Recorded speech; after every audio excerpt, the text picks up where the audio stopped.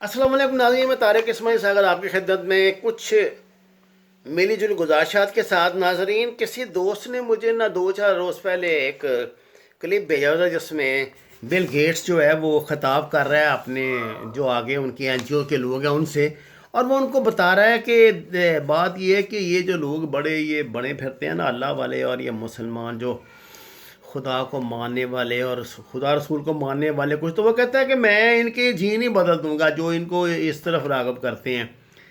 اچھا، اس کے لیے طریقے واردات تو کیا اختیار کرے گا؟ وہ کہتا ہے کہ ہم ویکسین ہی ایسی بنائیں گے کہ میں ان کے جب وہ ویکسین ان کے جسم میں انجیکٹ ہوتی ہے، مثلا یہی دیکھ لیں کہ کرونا کے لیے ویکسین بنی ہے تو اس میں وہ مسالہ بھی ڈال دے گا جو ہمیں سوچنے جو ہمیں مذہبی سوچ سے ہی بیگانہ کر دے گا، سوچنے سمجھ سے ہی آرے کر دے گا. میں نے سنا جب یہ جو بڑے بڑے سی آئی اے یا MI6 یا بڑے جو دنیا کی بڑی بڑی ISI میرا خیال اس طرح نہیں کرتی ہوگی، میرا خیال ہے، لیکن یقیناً وہ بھی کرتے ہوں گے.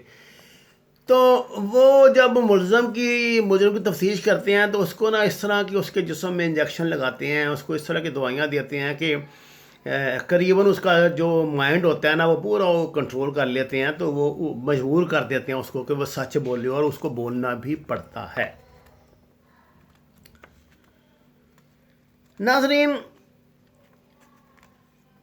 مجھے یہ جو میں آپ کو باتیں بتاتا ہوں، میں نے آپ کو بار بار یہ بات کہی ہے کہ میں بہت جاہل آدمی ہوں، میرا کوئی علم و فضل کا کمال نہیں ہے. پڑھنے کا شوق ہے تو کچھ چیزیں میں یاد رکھتا ہوں، کچھ لکھ لیتا ہوں، کچھ تو جو تازہ انفارمیشن ہوتی ہیں اس سے مجھے آپ لوگ ہی نوازتے ہیں. ایک دوست نے مجھے ابھی ایک ذمہ دار دوست ہیں تو انہوں نے مجھے بتایا کہ جناب بات یہ ہے، میں معافی چاہتا ہوں اس بھائی کا نام بھول گیا ہوں، ان کا کمنٹ بھی یہ اس کے کمنٹ میں اصل میں لکھا ہوا ہے. انہوں نے کہا جی کہ اس مرتبہ جو پاکستان کی بہت بڑی پروڈکٹ تھی نا جس سے ہمیں ذریعہ مبادلہ ملتا تھا وہ تھی کپاس. انہوں نے کہا جی کپاس کو پولی ٹرین ایک دوائی ہے جو سپرے ہے، جو بیکٹیریا جو مارنے کے لیے نا اس پہ سپرے کیا جاتا ہے، یہ کیڑے مکوڑے جو اس میں نقصان دہ ان کو مارنے کے لیے. وہ کہتا ہے کہ اس میں ایسا بیکٹیریا ملایا گیا جس نے اللہ کے فضل سے ہماری کپاس کی فصل کا کوئی تیس نیس کر دیا، بیڑا گرک ہی کر دیا ہے، اور اب ہم پتہ نہیں جو کوئی پہلے نمبر تھے دنیا میں، اب پتہ نہیں 7ویں یا 8ویں نمبر پہ چلے گئے ہیں، اور اب لگتا ہے کہ یہ بھی ٹنٹا ختم ہو جائے گا. اسی طرح وہ صاحب کہتے ہیں کہ گندم میں جنگلی جئی جلانے کے لیے جو سپرے کیا جاتا ہے اس سپرے سے نا اس وقت کونگی وائرس کا حملہ ہوا ہے جس سے 60% پیداوار ہماری کم ہو گئی ہے. اس طرح وہ کہتے ہیں کہ جتنے پیسٹی سائڈ ہیں، جتنے فنگی سائڈ ہیں، یہ سارے جو ہیں نا یہ 60% ادویات جو ہیں غیر ملکی کمپنیاں بناتی ہیں.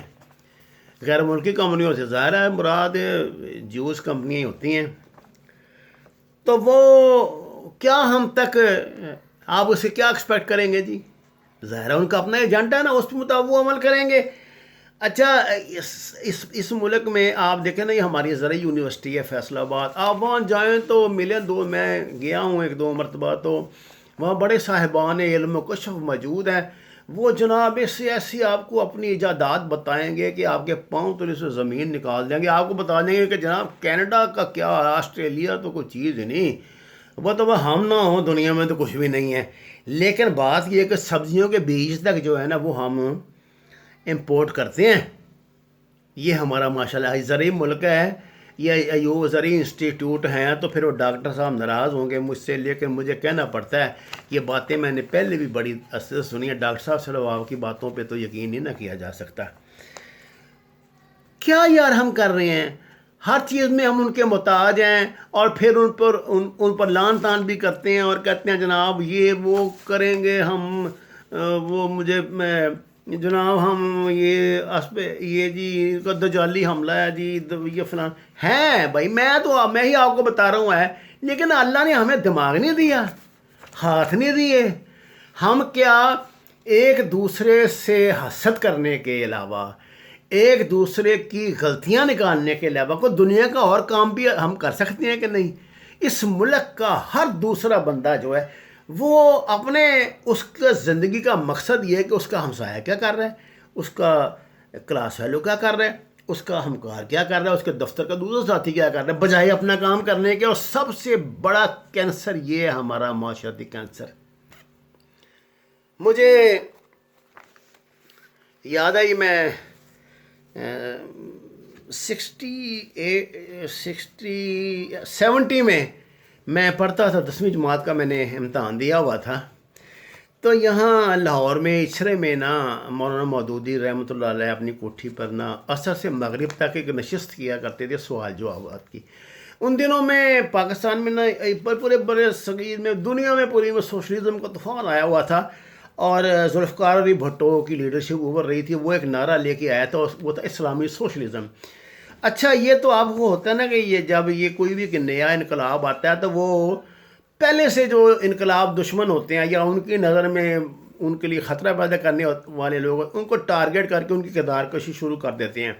یہاں پاکستان کی دیواریں انہوں نے مولانا مودودی کے خلاف لکھ لکھ کے بھر دی گئی، یہودی کے ایجنٹ ہے، یہ فلانا ہے، یہ ہے، یہ وہ ہے. اور ہم یہ بندہ جو ہے یہ انقلاب کا دشمن ہے. میں وہاں لوگ مختلف حوالے سے ان سے سوالات کیا کرتے تھے. ایک صاحب جو جماعت کے شاید رکن تھے، بعد میں وہ بہاولپور کے امیر بھی بنے، وہ تشریف لائے تو ان کے ہاتھ میں نا 5-6 کاغذوں کا پرندہ تھا. اس زمانے میں لکھت پڑھتی ہوتی تھی، کمپیوٹر شمپیوٹر تو تھا کوئی نہیں. وہ سوال کے لیے کھڑے ہوتے، ان کا مولانا بات یہ ہے کہ میں نے نا آپ کے خلاف جتنے الزامات لگائے گئے ہیں نا یہ سارے یہ نوٹ کیے ہیں میں نے، اور میری گزارش ہے کہ آپ ان سب کا نا فرداً جواب دے دیں تاکہ ہم باہر لوگوں کو جو ہم سے بات کرتے ہیں ان کو ڈھنگ سے جواب تو دے پائیں. انہوں نے جناب وہ چٹھا نکالا اور پڑھنا شروع کر دیا. پڑھتے پڑھتے میرے خیال 7-8 منٹ لگ گئے، اور اس کے بعد انہوں نے مولانا کی طرف دیکھا. مولانا اس طرح بڑے من جان مرنا جا، اللہ نے کیا وہ بندہ بنایا تھا. وہ خاموشی سے بیٹھے مسکراتے رہے. انہوں نے ان صاحب نے کہا کہ جی مجھے یہ الزامات کٹھے کرنے میں نا 2 مہینے لگے ہیں. میں بہت گھوم پھر کے نا ہر دیوار ہر پوسٹر میں نے دیکھا ہے. تو جو چیزیں تھیں نا وہ ان کے بچوں کے متعلق تھیں، ان کے متعلق تھیں، ان کے خاندان کے متعلق تھیں، ان کے نظریات کے متعلق تھی، سب کچھ. مولانا نے ان سے کہا کہ میرے بھائی آپ نے اتنی محنت سے 2 ماہ میں میرے خلاف جو الزامات اکٹھے کیے ہیں، اس کے بعد آپ نے اب پڑھنے میں بھی اتنے منٹ لگائے. آپ ہوتے ہیں اتنے لوگ آئے ہوتے ہیں، ٹائم تو وہی ہے، مغرب کے بعد تو ہم نشست ختم کر دیتے ہیں. تو آپ یہ بتائیں کہ اگر میں فرداً ان کا جواب دینا شروع کروں جو 2 مہینے میں آپ نے اکٹھے کیے ہیں، مجھے تو جواب دینے میں 2 سال لگیں گے. اور واقعہ یہ ہے کہ اس وقت میں سیرت کی آخری قسط لکھ رہا ہوں، سیرت النبی جو آپ نے رحم اللہ واسع نے لکھی ہوئی ہے، آخری قسط لکھ رہا ہوں، آخری جلد لکھ رہا ہوں. آپ کے خیال سے زیادہ ضروری کام وہ لکھنا ہے یا یہ سیرت نبی کو مکمل کرنا ہے یا آپ کے سوالات کے جواب دینا ہے؟ ظاہر ہے وہ بندہ سمجھ، اور کسی دانشمند بندے کو یہی بات ہی کرنی چاہیے. میں نے یہ دیکھا ہے کہ جو لوگ آپ کو پتہ ہے میں تو شروع سے بات کوئی پرواہ نہیں کرتا ہوں، مجھے کوئی گالیاں دے بکے جو مرضی کہے جس طرح کی. کچھ لوگ جن کو اللہ تعالیٰ نے جن پہ لعنتی کی ہوئی ہے، انہوں نے دنیا میں حسد سے ہی جلنا مرنا ہے. وہ بڑی عجیب طرح کی حرکتیں کرتے ہیں. بس اوقات ویسے تو ہوتا ہے یہ اب نارمل لوگ ہوتے ہیں، ان سے آپ کو یہ توقع رکھنی چاہیے. نام انہوں نے رکھے ہوئے ہیں عجیب قسم کے، لکھو پھکو قسم کے. اب ناسلی نام بھی ڈر کے مارے نہیں بجا رہے دیتے کہ پکڑی نہ جائیں. مثلا آپ کو ابھی میں بتاتا ہوں، میں نے اس سے پہلے ایک شرٹ پہنی ہوئی تھی جس پہ سے لیوائس کا وہ سٹکر لگا ہوا تھا. ایک صاحب کو بڑا غصہ اس پر آیا، انہوں نے کہا جی آپ یہ یہودیوں والی جو لے کے بیٹھ گئے ہیں. میں نے ان کو جواب میں لکھا، میں نے کہا بھائی یہ تو لاہور کی بنی ہوئی ہے، اوپر یہ لیوائس لکھا ہوا ہے. میری بدقسمتی نالائکی آپ کو تو میں نالائق تو ہوں ہی. میں نے لیوائس کے اسپیلنگ وہ روا روی میں غلط لکھ دی، ایل اے دی یا اس سے کر کے کوئی لکھ دی. وہ جناب اس پہ بڑے سیخ پا ہوئے. انہوں نے کہا جی آپ کمال، آپ نے اسپیلنگ غلط لکھ دیا لیوائس کے. میں نے ان سے پھر معافی مانگی. میں نے کہا جناب اگر آپ کو کوئی روحانی صدمہ اس سے پہنچا ہو تو میں اس کے لیے بڑے معذرت خواہ ہوں. کسی صاحب نے لکھا کہ جی یہ تو ریٹائرڈ ہے تو اب یہ پیسے کمانے کے لیے اس نے دھندا شروع کیا ہوا ہے. آپ کا بہت شکریہ بھائی، اگر آپ مجھے کو ظاہر ہے مجھے تو یہ آتا تھا، یہ کرنا تھا، اب آپ والا دھندا تو میں کرنے سے رہا، کیونکہ اس کے لیے تو خاصی محنت کرنی پڑتی ہے، مخصوص جگہوں پہ جانا پڑتا ہے، مخصوص قسم کے گاہکوں سے ذلت اٹھانی پڑتی ہے، وہ تو میں کرنے سے اب رہا۔ تو اس بڑھاپے میں اگر اللہ نے میرا یہ آسرا بنا دیا تو آپ کو اس کا کیوں برا مناتے ہیں؟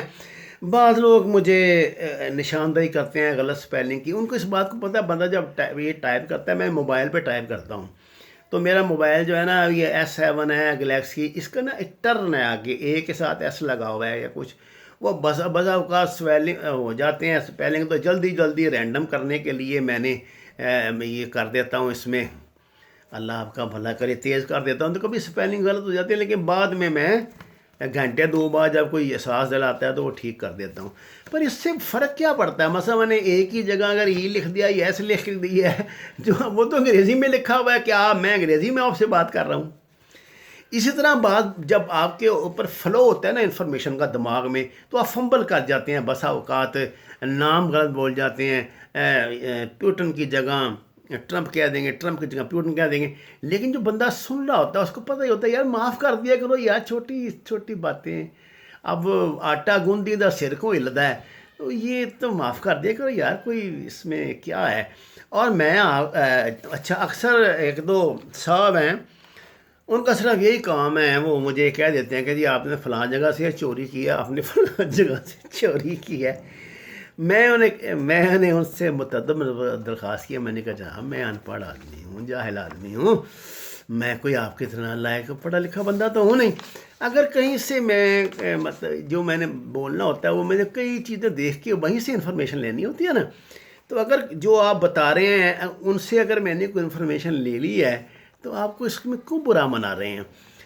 اب یہ جو نیوٹن نے جو کلیہ بنایا ہے، وہ آپ نے کسی بندے نے پہلے لکھ دیا، اس کے بعد وہ کلیہ میں نے بھی اپنی زبان میں لکھ دیا، تو میں نے چوری تو نہیں کی، اس بندے نے بھی اس کا نیوٹن کا ہی لیا نا جی، نیوٹن سے لیا ہے، تو میں نے بھی اس سے اگر کچھ اخذ کر لیا، یعنی اس کا پڑھ کے کہ پہلے میں براہ راست نیوٹن کو نہیں پڑھا، اس کو پڑھ لیا، تو اس میں کیا یار برائی ہے؟ کچھ ہے؟ ناظرین، اس مرحلے پہ میں اللہ کا کروڑ کروڑ لاکھ لاکھ ایک ایک سانس کے ساتھ شکر ادا کرتا ہوں، جس محبت سے، جس عقیدت سے اور جس مہربانی سے آپ مجھے نوازتے ہیں۔ میں آپ اس تحقیق میں میری مدد کرتے ہیں، مجھے لنکس بھیجتے ہیں، اور یہ مجھ سے امید رکھتے ہیں کہ میری ان باتوں سے امت کو کچھ فائدہ ہوگا، ہماری نوجوان نسل کو سیکھے گی، تو میرا دل بہت بڑھتا ہے۔ اگر ایک جگہ 100 کومنٹ ہوتے ہیں تو اس میں سے 2-3 یہ اس طرح کے ہوتے ہیں، قل اعوذ بالفلق من شر ما خلق، اس سے یہی کہہ کہ میں ہٹ جاتا ہوں۔ میں ان کی گالیوں کا جواب اس کی سطح پہ آ کر تو نہیں دے سکتا، یہ لوگ ایکچولی ان پہ مجھے ترس آتا ہے کہ اللہ تعالیٰ نے ان کو کس کام میں ڈال دیا، اگر اپنی صلاحیتوں کا یہ مثبت استعمال کریں تو زیادہ بہتر نتائج پیدا کر سکتے ہیں، بجائے مجھے گالی گلوچ کرنے کی یا میری جان کو رونے کے یا دن رات مجھ سے حسد کرنے کے۔ اس مرحلے پہ میں اپنے دوست سندھو صاحب، اپنے مہربان عبداللہ صاحب، بین فاطمہ قریشی، اور UK سے جنجوا صاحب، کیپٹن اورنگزیب صاحب، ایک کینیڈا سے میری بہن ہے امبرین صاحبہ، مجھے نام نہیں اتنے یاد رہے کچھ، آپ کا بہت شکریہ، بہت شکریہ، بہت شکریہ۔ آپ مجھے جو لنکس بھیجتے ہیں، جس محبت سے نوازتے ہیں، میری رہنمائی کرتے ہیں۔ عبداللہ بھائی نے تو ابھی خاص طور سے مجھے جو اس کی سپیچ بھیجی تھی، جو اس نے 2018 میں نیتنیاہو نے کی تھی، جب انہوں نے اس کو اپنے قبضے میں باقاعدہ کر لیا تھا یروشلم کو، اور امریکہ نے اپنا سفارت خانہ ادھر منتقل کر دیا تھا، جس میں اس نے اپنی پالیسی بتائی، اپنی کامیابیاں بتائیں، اور اس کی وجہ بھی سمجھ آتی ہے۔ تو میں آپ سب کا بہت شکر گزار ہوں۔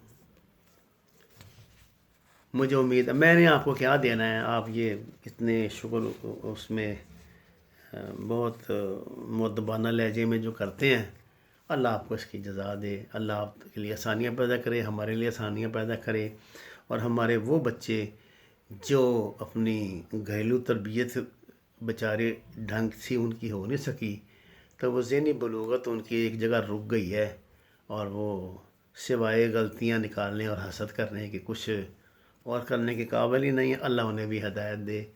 میری دعا ہے اللہ تعالیٰ ان کو بھی پریکٹیکل لائف میں کامیاب کرے، اور ان کے لیے بھی بہتر اسباب پیدا کرے۔ اللہ ہم سب کے لیے آسانیاں پیدا فرمائے۔